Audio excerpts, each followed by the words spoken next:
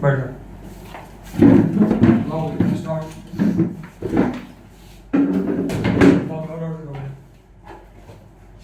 कौन सा?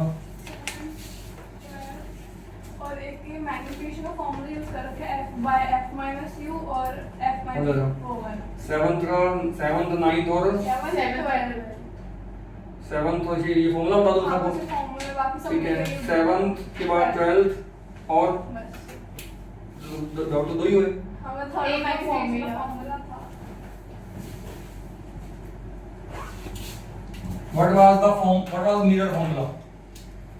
1 by v plus 1 by u equal to 1 by f आ गया। ये मिरर फॉर्मूला था, है ना। मैं दोनों तरफ u से मल्टीप्लाई कर दूं, multiply by u on both sides. बताओ क्या आएगा? u by v, u by u1, u by f, ये वन को मान ले जाओ, u by v, u by f minus one, take LCM f, u minus f। क्या उल्टा कर दूं? v बाय u, तो ये उल्टा हो गया f by u minus f। बात समझ आ गई? आपको क्या बेटा यही तो था v बाय u मैग्नीफिकेशन, नहीं बात समझ आई?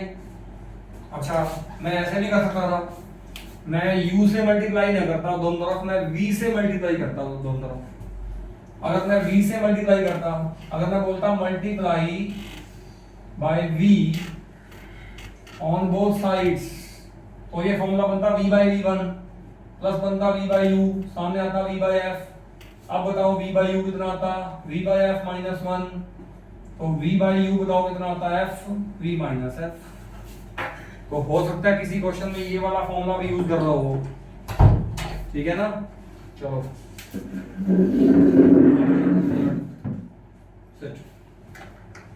ठीक है, चलो ये क्वेश्चन तुम्हारा 9th हो जाएगा अब इससे, है ना। 9th क्वेश्चन में उसने m बराबर क्या बोला है? u माइनस f नहीं बोला उसने, f माइनस u बोला है, क्योंकि उसने यहाँ माइनस ले लिया। अगर आप यहाँ माइनस दोगे तो यहाँ माइनस हो जाएगा ना, वो प्लस कर देगा, तो वो बन जाएगा f माइनस u। गेटिंग और नॉट? ठीक है, ये तो हो गया एग्जांपल नंबर 9। अब एग्जांपल नंबर 7 करो।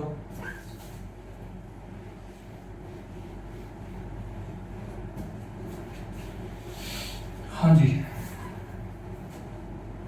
एग्जांपल नंबर 7 करो।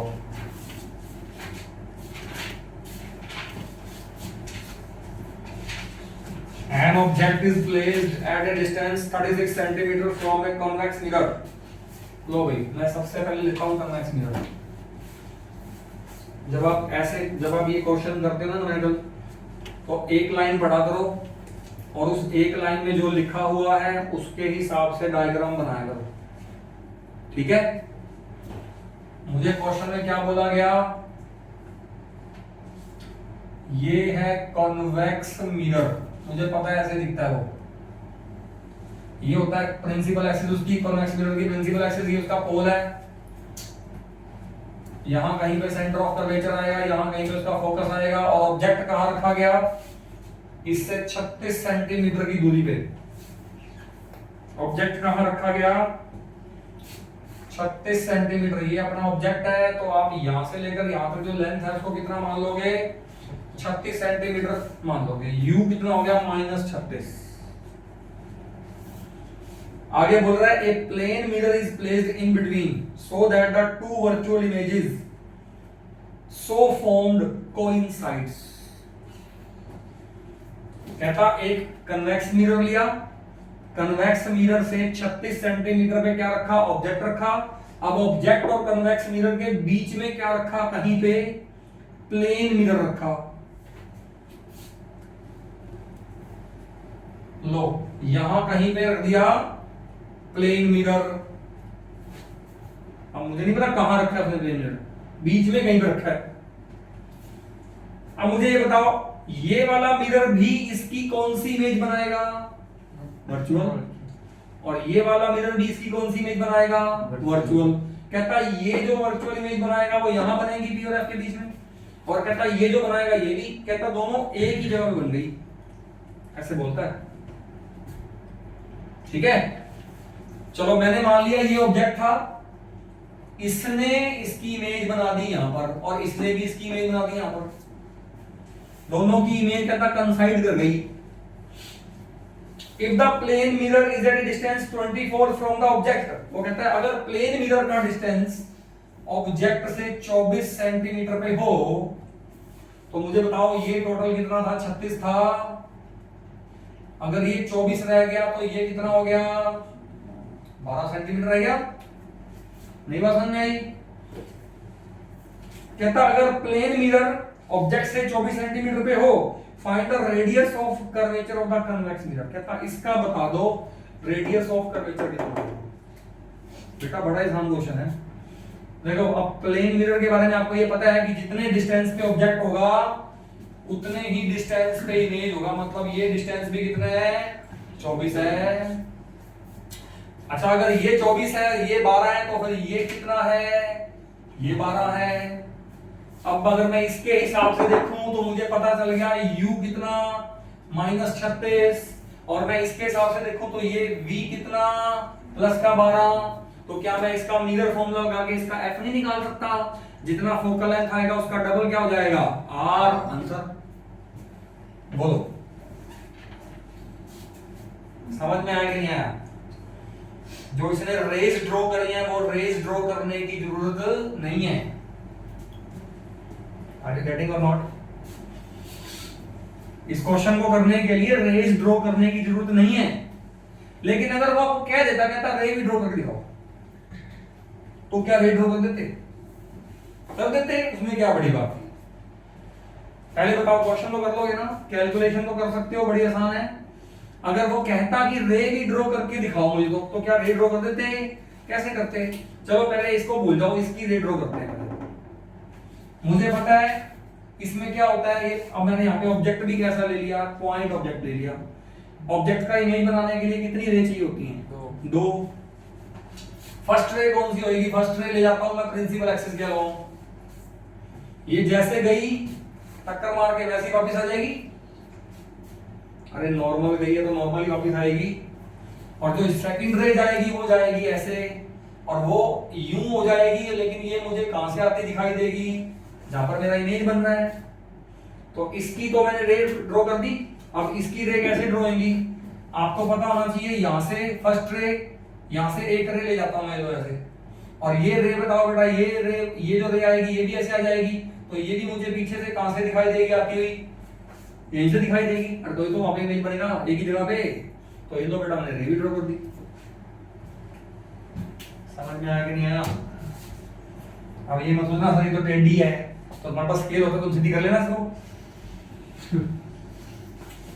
अगर समझ में आया कि नहीं आया question? Yes sir.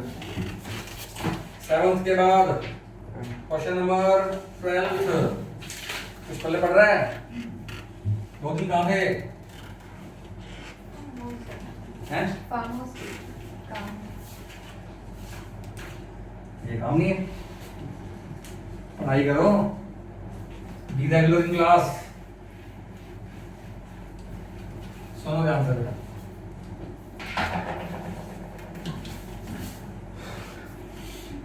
Question number 12, ठीक है, एग्जांपल नंबर 12 है, ध्यान से सुनना।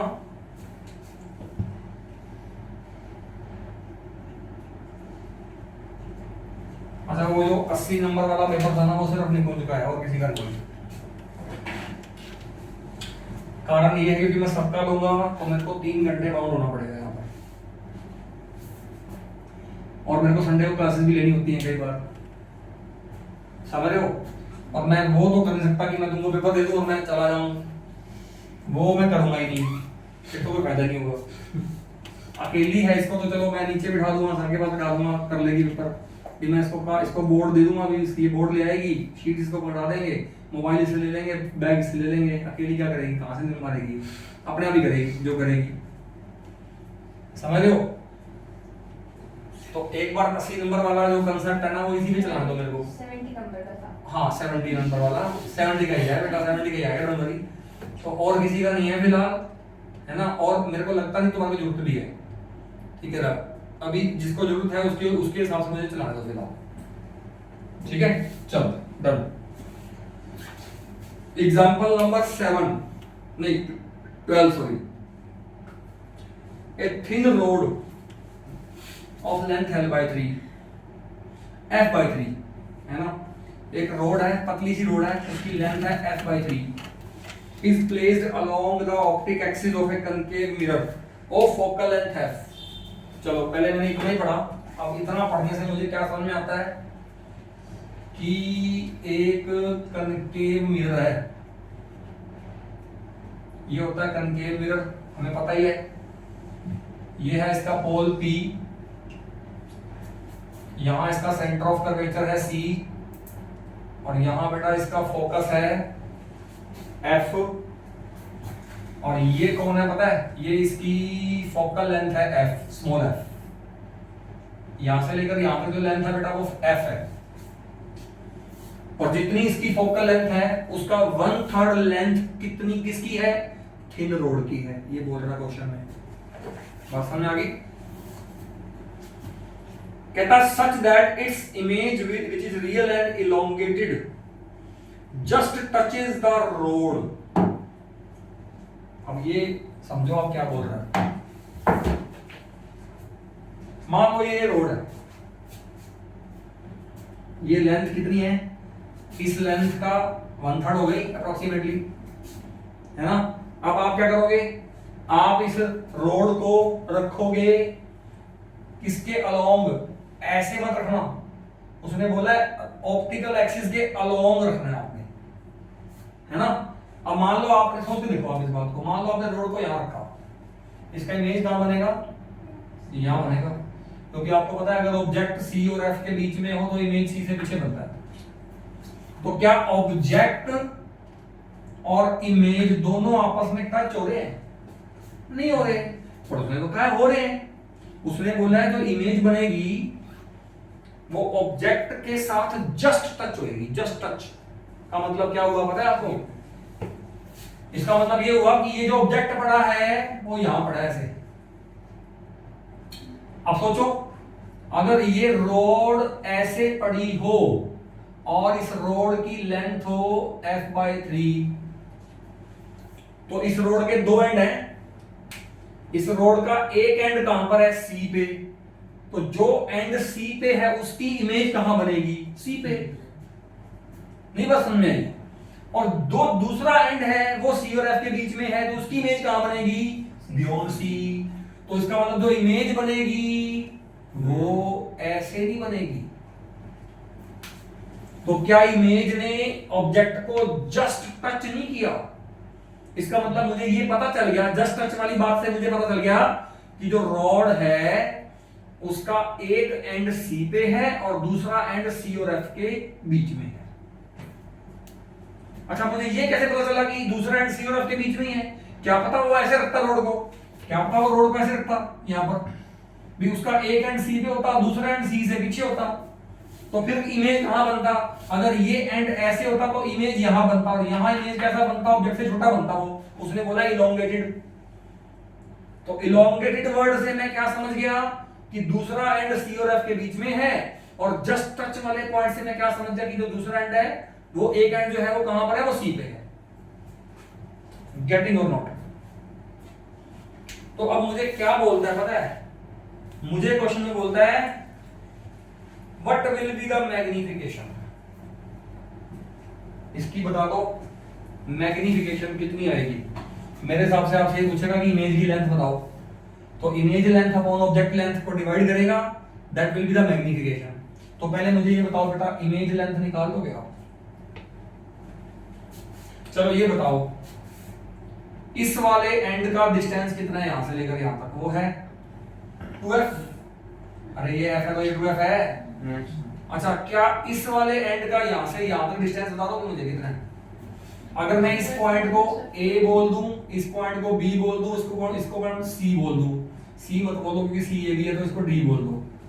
तो A का ऑब्जेक्ट से ए का डिस्टेंस फ्रॉम पी कितना हो गया 2f, और उसका इमेज का भी कितना हो गया 2f, क्योंकि सी वाला तो सी भी बनता है इमेज।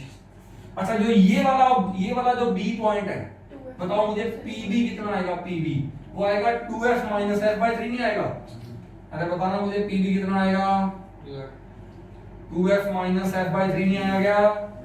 सॉल्व करना कितना बनता है ये, 3 common 3 LCM 6f minus f 5f by 3, मतलब b का ऑब्जेक्ट डिस्टेंस अपना आ गया 5f बाई 3। एक काम करो, इसको b के लिए इस इमेज को बोलो b डैश, तो pb डैश निकाल सकते हो क्या?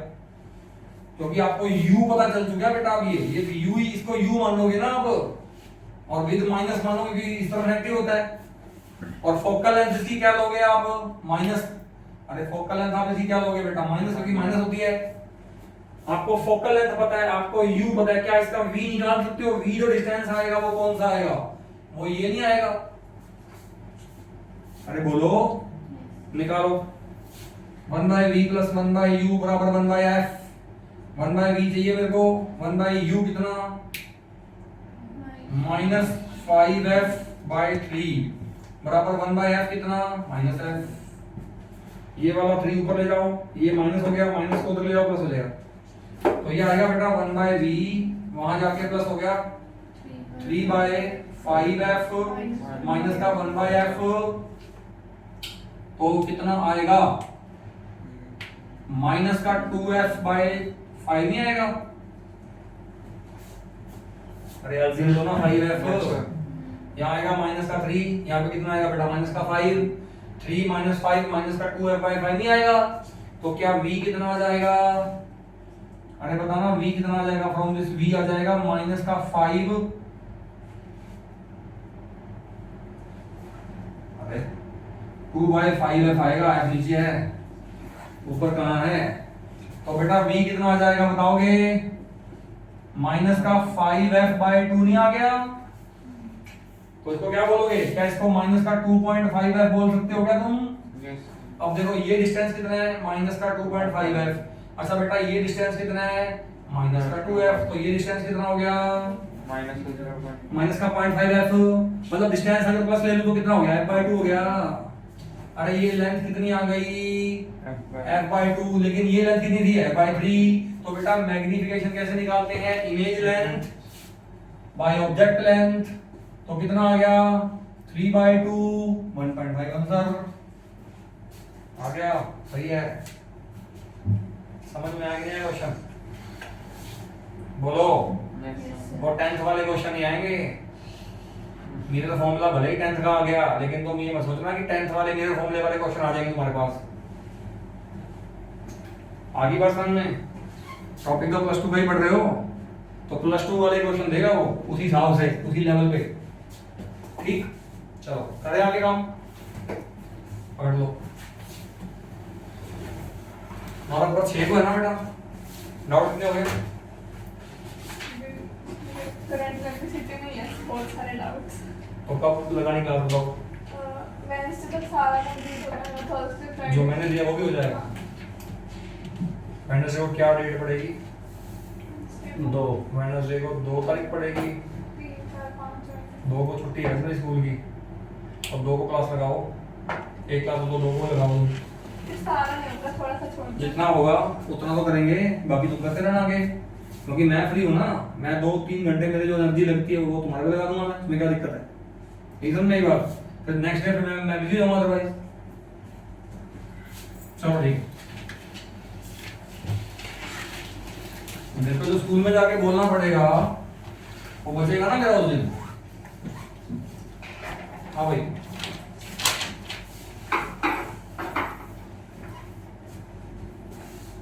कल हमने एक फॉर्मूला पढ़ा था रिफ्रैक्टिव इंडेक्स। अगर मैं आपको कहूं refractive index of medium number 2 respect to medium number 1, इसका मतलब क्या है, refractive index of medium number 2 with respect to medium number 1। अगर मुझे इसका फॉर्मूला लिखना हो वेलोसिटी के रेशियो की फॉर्म में, तो जो मीडियम ऊपर है उसकी वेलोसिटी ऊपर, जो नीचे है उसकी वेलोसिटी नीचे। अगर मुझे इसका फॉर्मूला लिखना हो वेवलेंथ के रेशियो की फॉर्म में, तो जो मीडियम ऊपर है उसी मीडियम में लाइट की वेवलेंथ ऊपर, जो नीचे है उसी में लाइट की वेवलेंथ नीचे। और अगर मुझे इसका फॉर्मूला लिखना हो रिफ्रैक्टिव इंडेक्स के रेशियो के फॉर्म में, तो उल्टा, जो मीडियम नीचे है उसका refractive index respect to air ऊपर, और जो मीडियम ऊपर है उसका refractive index respect to air नीचे। ये ऐसे ऊपर नीचे करके याद करोगे ना तो कभी गलती नहीं होगी तुमसे। बात समझ आ गई? क्योंकि आगे रिफ्रैक्टिव इंडेक्स के बेस पर बहुत न्यूमेरिकल आने हैं, और वहां पर अगर आपने रिफ्रैक्टिव इंडेक्स को लगाने में ही गलती कर दी ना, अगर आपने ये ऊपर नीचे में गलती कर दी तो क्वेश्चन तो खत्म, क्वेश्चन तो गया आपके हाथ से। नहीं बात समझ आई? चलो, रिफ्लेक्शन हमारा कंप्लीट हो गया। अब हमें क्या पढ़ना है? रिफ्रैक्शन पढ़ना है। रिफ्रैक्शन कुछ नया टॉपिक तो है नहीं, 10th का टॉपिक है, बट उसको 10th के हिसाब से पढ़ना पड़ेगा। पढ़ेंगे तो उसको अकॉर्डिंग टू +2, है ना, बट जो बेसिक बातें हैं उसमें वो तो सेम ही रहने वाली हैं। तो पहले मुझे बताओ रिफ्रैक्शन होता क्या है। अगर मैं डायग्राम से समझाता हूँ आपको, मान लो मैंने एक डायग्राम लिया, ये कोई डायग्राम है, मैंने बोला ये बीच में एक लाइन लगा दी, मैंने बोला ये है रेयर मीडियम, ये है डेंसर मीडियम,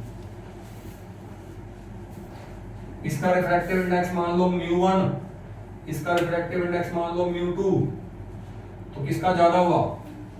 डेंसर का ज्यादा होता है, मैंने कल बताया था।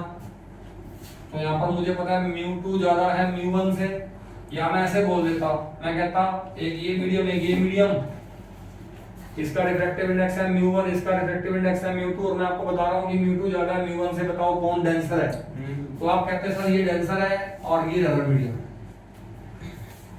और ये दोनों मीडियम के बीच में ये क्या है? ये कॉमन बाउंड्री है। कॉमन बाउंड्री को बोलते हैं interface. Common media, common boundary between two media, that is called interface. अब होगा क्या? कोई पॉलिश पढ़ना है यहाँ पे। अब क्या होगा? मान लो यहां से रे ऑफ लाइट आई, यहां से रे ऑफ लाइट आई, so the ray of light is going from rare to denser. तो ये कौन सा, ये कौन आएगा? इसको बोलेंगे नॉर्मल, इसको क्या बोलेंगे? नॉर्मल। इस एंगल को क्या बोलेंगे? Angle of incidence. अब ये जो रे ऑफ लाइट है जब ये दूसरे मीडियम में एंटर करेगी तो ये देखो आई तो ये इस रास्ते पे है, आई तो ये इसी रास्ते पे है, लेकिन ये इस रास्ते पे जाएगी तो नहीं ना, ये इस रास्ते को छोड़ के या तो इधर हो जाएगी या उधर हो जाएगी। तो यहां पर वो क्या हो जाती है? वो नॉर्मल के टूवर्ड्स बेंड हो जाती है। यहां पर वो क्या हो जाती है? वो नॉर्मल के टूवर्ड्स बेंड हो जाती है, और इसी को बोलते हैं रिफ्रैक्शन। रिफ्रैक्शन का मतलब क्या होता है? Ray of light is going from one medium to another medium and it deviates from its path. ठीक है? रिफ्लेक्शन में क्या था? रिफ्लेक्शन में भी डेविएट तो करती थी अपने पाथ से, लेकिन सेम मीडियम में ही करती थी। जिस मीडियम में आई थी उसी मीडियम में वापस जाती थी। यहाँ आई एक मीडियम में है, जाती दूसरे मीडियम में है, लेकिन जाती अलग रास्ते पे है, तो इसको बोलेंगे रिफ्रैक्टेड रे, और इसका नॉर्मल के साथ जो एंगल बनेगा उसको बोलेंगे एंगल ऑफ रिफ्रैक्शन। और यहाँ कौन सा एंगल बड़ा कौन सा एंगल छोटा दिख रहा है? मुझे आई बड़ा दिख रहा है और आर मुझे छोटा दिख रहा है। ध्यान से देखो, सही बात है क्या? अच्छा, क्या यही डायग्राम उल्टा बना सकता हूं क्या मैं? उल्टा इन द सेंस,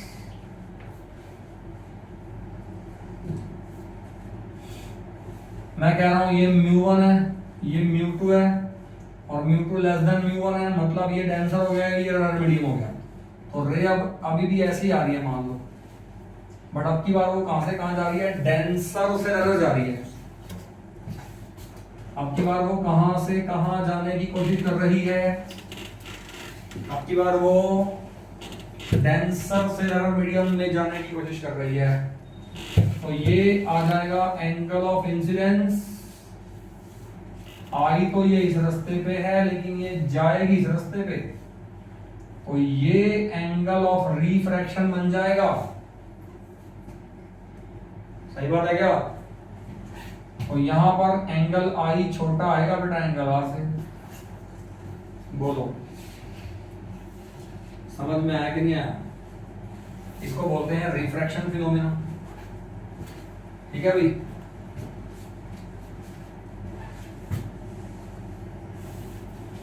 अच्छा अगर ऐसा हो जाए, कैसा हो जाए? मैं कहता हूं ये μ1 है, ये μ2 है, और जो मर्जी ले लो आप, इसको रेफरेंस को टेंसर ले लो या इसको टेंसर इसको ले लो, जो मर्जी ले लो आप। μ1 μ2 से बड़ा ले लो या μ1 μ2 से छोटा ले लो। अगर ये आएगी ऐसे नॉर्मल तो ये जाएगी भी नॉर्मल। ये भी बताना चाहिए आपको, बहुत इंपॉर्टेंट पॉइंट है ये। इसमें एंगल ऑफ इंसिडेंस कितना, जीरो, तो एंगल ऑफ रिफ्रैक्शन भी कितना आएगा, जीरो। मतलब अगर ये एक मीडियम से दूसरे मीडियम में जा रही है और नॉर्मल के अलोंग जा रही है तो ये जैसे आएगी वैसी जाएगी सीधा आगे, बिल्कुल भी अपने पास से डेविएट नहीं होगी। गेटिंग और नॉट? ठीक बात है।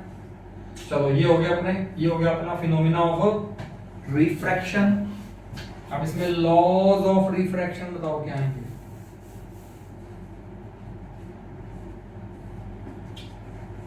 अब इसमें लॉज ऑफ रिफ्रैक्शन बताओ क्या आएंगे? Laws of refraction, first law क्या था रिफ्लेक्शन में? फर्स्ट लॉ याद है रिफ्लेक्शन में क्या था? I बराबर R। इसमें फर्स्ट लॉ क्या है? I बराबर नॉट R। अब अगर I बराबर R नहीं है तो इसका मतलब या तो I R से बड़ा है या I R से छोटा है। और I जब R से बड़ा है तो वो कहां से कहां जा रही है? वो रेरर से डेंसर जा रही है। और जब वो I छोटा है R से तो वो डेंसर से रेरर जा रही है। वो तो मैं पहले बता दूंगा आपको, इसमें कोई टेंशन वाली बात नहीं है। फर्स्ट लॉ क्या खत्म। सेकंड लॉ बताओ क्या बोलोगे? सेकंड लॉ रिफ्लेक्शन में बताओ क्या बोला था आपने? आपने रिफ्लेक्शन में सेकंड लॉ क्या बोला था याद है? Incident ray normal and reflected ray lies in the same plane. अब यही सेकंड लॉ यहां बता दो, क्या कहोगे आप? इंसिडेंट रे नॉर्मल रिफ्रैक्टेड रे lies in the same plane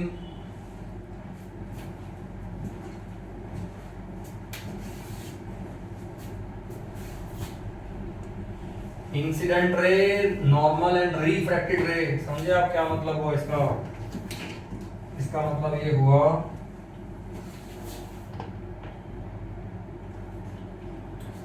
मान लो ये इंटरफेस था, ऐसे ऊपर लग मीडियम था, नीचे लग मीडियम था, यहां से रे आई इंसिडेंट रे, ये था नॉर्मल। अब ये जो आई है, ये आई तो इस रास्ते पे है ना, ऐसे आई है ना, ये कैसे जाएगी? ये या तो यूं बेंड होएगी या ये यूं बेंड होएगी, लेकिन ये होएगी इसी प्लेन में ही। इस प्लेन से बाहर नहीं निकलेगी ऐसे, ये ना ऐसे निकलेगी। ये सेकंड लॉ है। सेकंड लॉ क्या हुआ? Incident ray, reflected ray, normal, तीनों किसमें होंगे? एक ही प्लेन में लाई करेंगे। ठीक है भाई, दो लोग हैं रिफ्लेक्शन में, दो ही लोग थे, इसमें दो लोग हैं, इसमें तीसरा लोग एक और है। इसमें तीसरा लॉ कौन सा है? Snell's law, which is very important, क्योंकि आगे रिफ्रैक्शन के बाद मुझे कम से कम 5-6 टॉपिक है जिनमें स्नेल्स लॉ पे क्वेश्चन आने हैं। मतलब जहां जहां रिफ्रैक्शन फिनोमिना होगा वहां स्नेल्स लॉ के न्यूमेरिकल आने ही आने, मान के चलना। आगे प्रिज्म का टॉपिक आएगा, उसमें स्नेल्स लॉ लगा देगा ये। आगे टोटल इंटरनल रिफ्लेक्शन का टॉपिक आएगा, उसमें स्नेल्स लॉ लगा देगा ये। स्नेल्स लॉ आएगा बेटा हर जगह, तो स्नेल्स लॉ समझ में आना बहुत जरूरी है। और स्नेल्स लॉ पढ़ते पढ़ते आप रिफ्रैक्टिव इंडेक्स का चौथा फॉर्मूला पढ़ लोगे। मैंने कहा था ना रिफ्रैक्टिव इंडेक्स के 4 फॉर्मूले हैं, 3 तो मैं आपको बता चुका हूं। एक फॉर्मूला वेलोसिटी के रेशियो की फॉर्म में, एक फॉर्मूला वेवलेंथ के रेशियो की फॉर्म में, एक फॉर्मूला रिफ्रैक्टिव इंडेक्स का रिफ्रैक्टिव इंडेक्स के रेशियो की फॉर्म में। अब चौथा जो फॉर्मूला आएगा वो साइन ऑफ द एंगल के रेशियो की फॉर्म में आएगा। और वो कैसे आएगा ये मैं साफ कर देता हूं। लॉज ऑफ रिफ्रैक्शन में तीसरा लॉ आ रहा है Snell's law.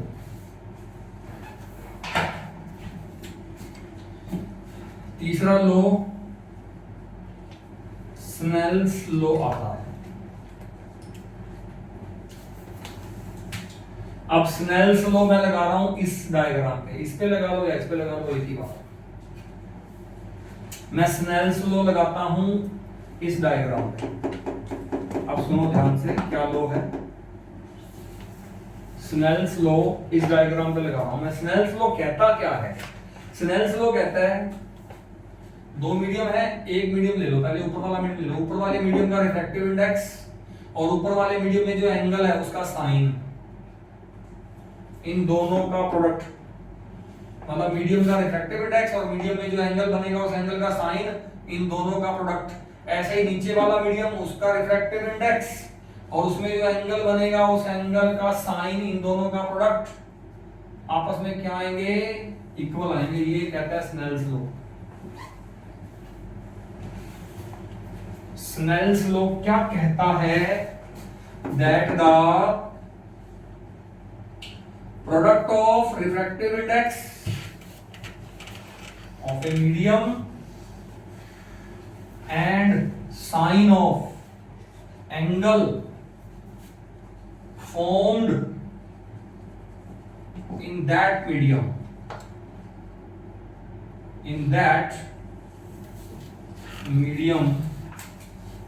always remains constant। ये कौन कहता है? स्नेल्स लो कहता है।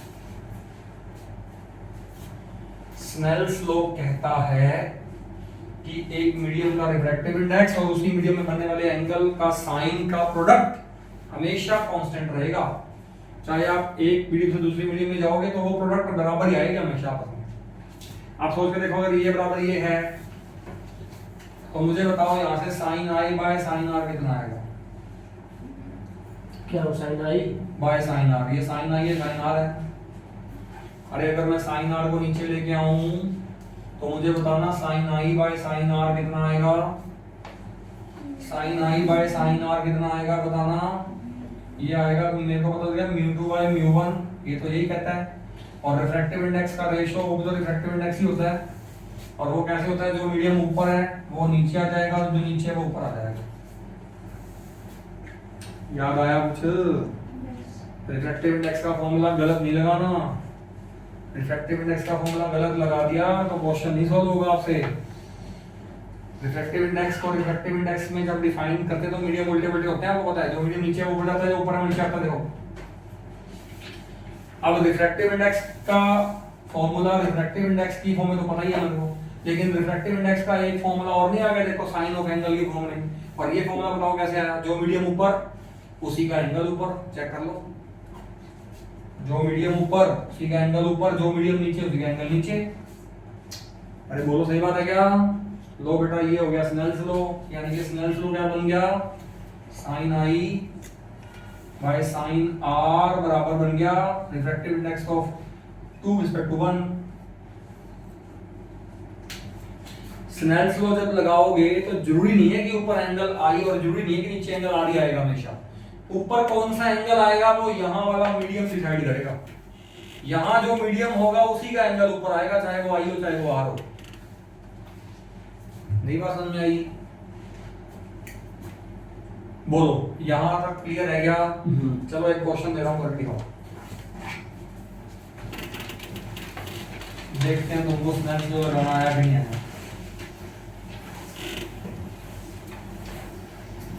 लो भाई,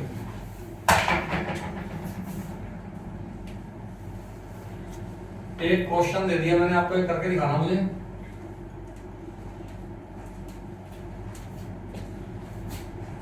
मैं कह रहा हूं यहां से रे आई, ये एंगल था 40, ये एंगल था 60 और वो रे यूं चली गई ऐसे। ये एंगल था 45, यहां से आई है यहां गई है। ये है मीडियम नंबर 1, ये है मीडियम नंबर 2। मैं कह रहा हूं मुझे रिफ्रैक्टिव इंडेक्स निकाल के दिखा दो मुझे refractive index of medium number 1 respect medium number 2 निकाल के कर दो क्वेश्चन।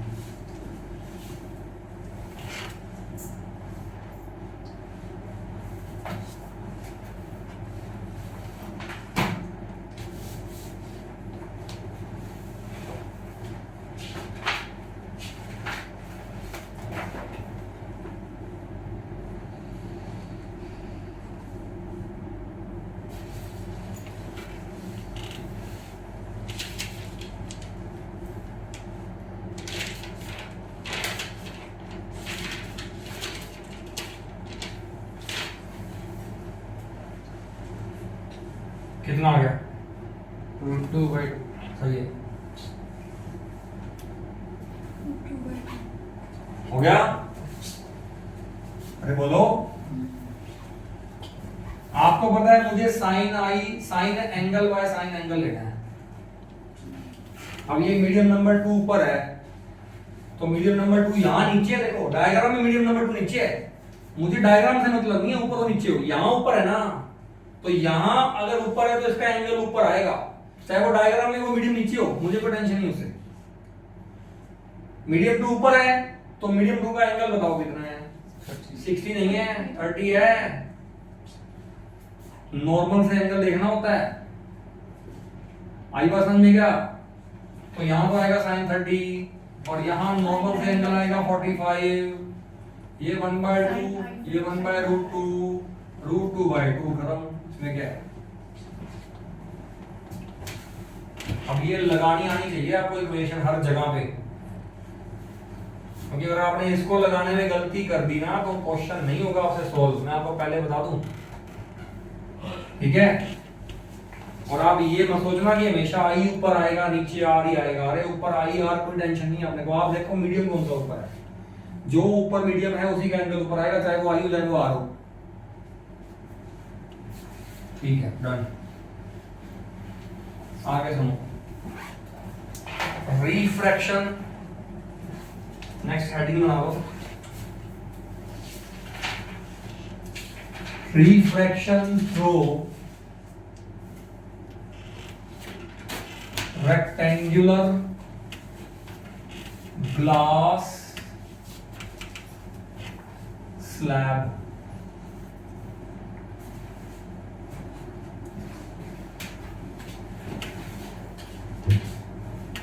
ठीक है,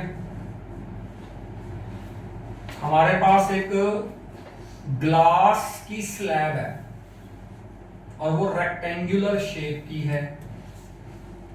अब उसमें से लाइट पास करवाऊंगा तो रिफ्रैक्शन होगा, है ना? पहले तो ये बताओ, जो ग्लास की स्लैब है रेक्टेंगुलर शेप की, उसका अगर मैं 3 डायमेंशन स्ट्रक्चर बनाऊं तो कैसा होगा?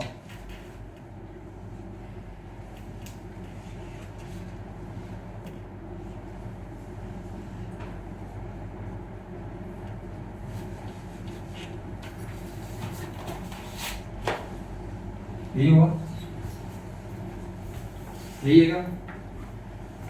ये पूरी कांच की बनी हुई है, अंदर से सारा सॉलिड है, कांच का है, कांच है अंदर पूरा।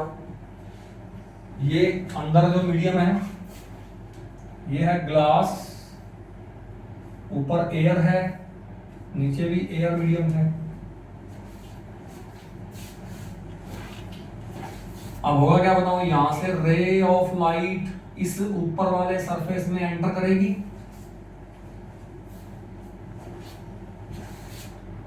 ये इसका नॉर्मल दिख रहा है आपको, it is going from rare to denser with this angle. चलो एंगल बाद में दिखाएंगे। ये आई तो ये इस रास्ते पे है, लेकिन जाएगी ये इस रास्ते पे। बोलो,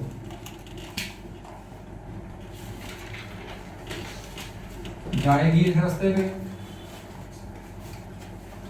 अब ये जा रही है from denser to rare medium, तो अब इस फेस के लिए नॉर्मल ये आ जाएगा।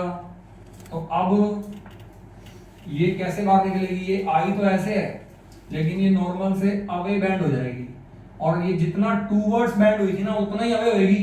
तो ये जो बाहर निकलेगी ना रे, और ये जो इंसिडेंट रे थी, ये जो इमर्जेंट रे, दोनों पैरेलल होगी भी आपस में हमेशा। मतलब इस डायग्राम में लगना चाहिए दोनों पैरेलल हैं। ये तो इसका 3 डायमेंशनल डायग्राम है। ये तो मैंने वैसे ही आपको व्यू दे दिया कि इसमें ऐसे ऐसे रिफ्लेक्शन हुआ 2 बार। जो इसका एक्चुअल डायग्राम है उसके अंदर हम सिर्फ ये फ्रंट फेस दिखाएंगे बस, उसमें हम 2 डायमेंशनल डायग्राम लेके और थ्योरी फिर लिखेंगे बाद में। ये तो मैंने आपको वैसे ही एक ओवरव्यू दे दिया कि इसमें ऐसे ऐसे रिफ्लेक्शन होता है। अब अगर मैं इसका फ्रंट फेस ले लूं, फ्रंट फेस का नाम देता हूं मैं ABCD और पीछे वाले का नाम देते हैं EFGH। तो अगर अब मैं सिर्फ फ्रंट फेस दिखाऊं आपको,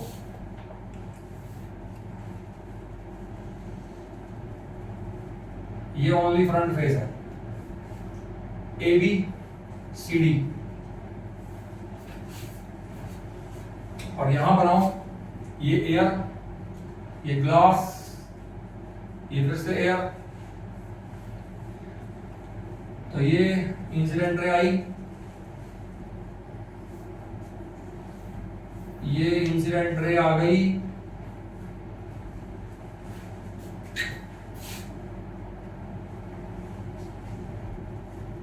ये इंसिडेंट रे आ गई, इट्स कॉल्ड LM। ये नॉर्मल, ये एंगल ऑफ इंसिडेंस I1, ये इंसिडेंट रे आई तो इस रास्ते पे है, यहां से ये इस रास्ते पे जाएगी, ये एंगल ऑफ रिफ्रैक्शन R1। अब ये बाहर यहां से जब निकलेगी तो ये एंगल, ये नॉर्मल और ये नॉर्मल और ये नॉर्मल दोनों पैरेलल है क्योंकि ये दोनों साइड पैरेलल हैं।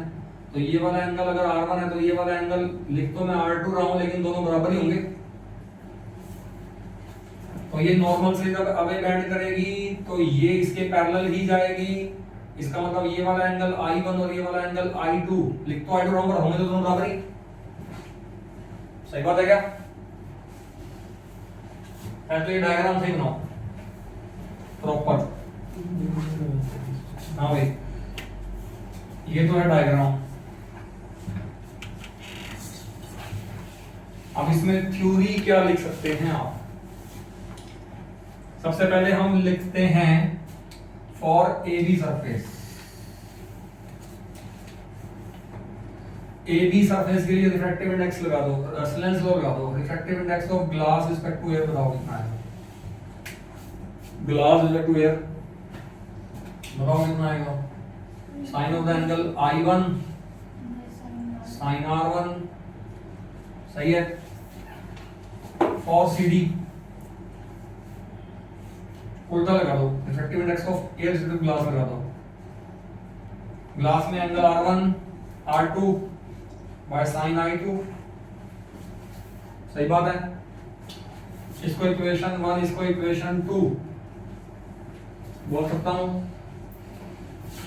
मुझे पता है I1 बराबर I2 है, R1 बराबर R2 है। ये कौन सा एंगल है? Angle of incidence. ये कौन सा एंगल है? Angle of emergence.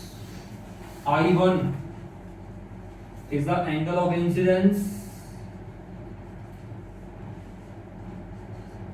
I2 angle of emergence,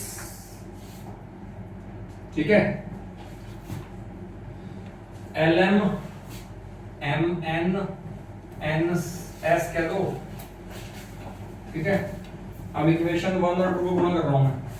equation 1 को 2 से गुणा कर लिया, इसको इससे गुणा करोगे तो ये इससे गुणा हो जाएगा।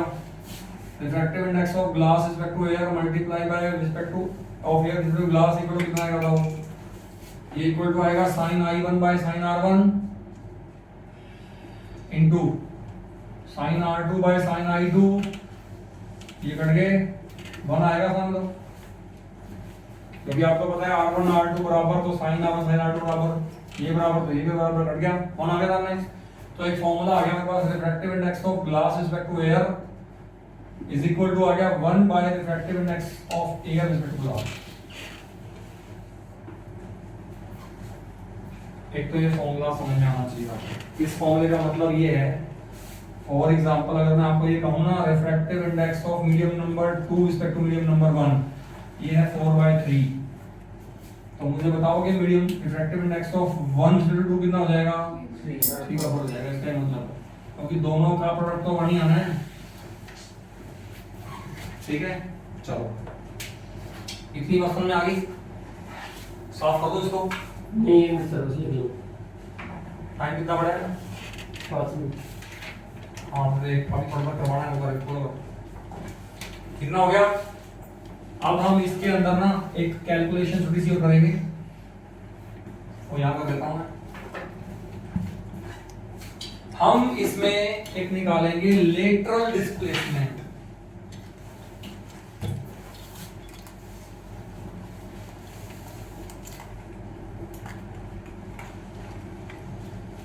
लेटरल डिस्प्लेसमेंट क्या होगी पता है आपको, ध्यान से देखो क्या हुआ। ये रे आई तो इस रास्ते पे थी, पर इसने ये रास्ता छोड़ के इसके पैरेलल रास्ता पकड़ लिया बाहर जाने के लिए। तो मैं ऐसे कहूंगा कि ये यहां से यहां लेटरली शिफ्ट हो गई। आई ऐसे थी, गई कैसे है, इसी के पैरेलल किसी अलग रास्ते से गई है। तो इस रास्ते को छोड़ के इसके पैरेलल रास्ते को पकड़ लेना, इसका मतलब होता है लेटरल शिफ्ट होना। तो लेटरल शिफ्ट कितना हुआ, दोनों के बीच में जो परपेंडिकुलर डिस्टेंस है वो हुआ। तो यानी कि मुझे करना क्या है, अगर मैं यहां से n से, ये पॉइंट मैंने n बोला हुआ है, अगर मैं n से इस पे परपेंडिकुलर गिरा दूं ना एक n p, तो मुझे nt चाहिए। What is nt? Lateral displacement. अब ये मैं कैसे निकालूंगा, मुझे तो ये राइट एंगल ट्रायंगल दिख गई जिसके अंदर मुझे ये पता लग गया ये एंगल कितना है डेल्टा, और ये डेल्टा मुझे दिख रहा है I1 माइनस R1, दिख रहा है क्या? अरे बोलो, क्या मैं ये राइट एंगल ट्रायंगल में साइन डेल्टा ले लूं? साइन डेल्टा बताना कितना आएगा, वो आएगा परपेंडिकुलर बाय हाइपोटेन्यूस, वो आएगा nt बाय mn। बोलो, अच्छा मुझे तो nt निकालना है, तो सामने कितना आ जाएगा mn इंटू साइन डेल्टा। क्या इसको इक्वेशन नंबर 3 बोल दूं मैं? 1 2 इसको बोल चुका हूं, इसको 3 बोल दूं।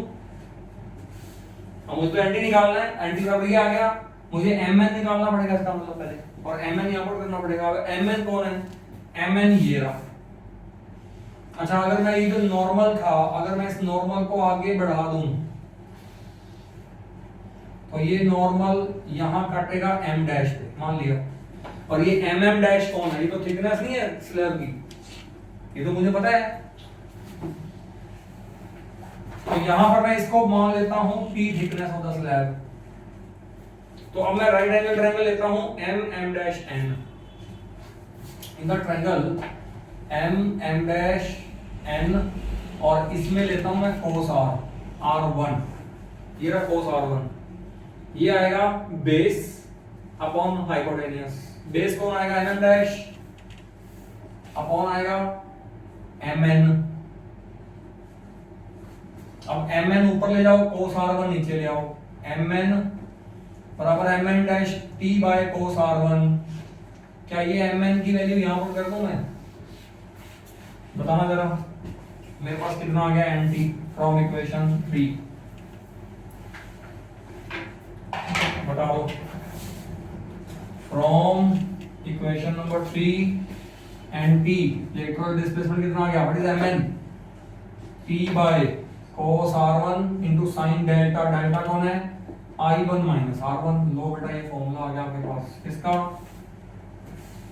लेटरल डिस्प्लेसमेंट का।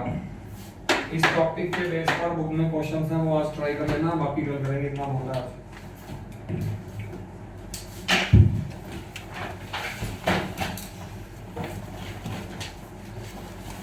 ठीक है भाई।